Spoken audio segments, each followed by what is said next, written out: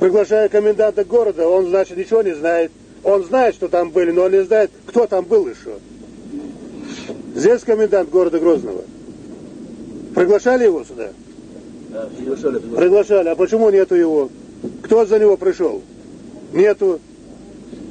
Ну это что такое? Это что за отношения? Если все структуры здесь задействованы для того, чтобы искать в Кадырове что-то, ничего они не найдут.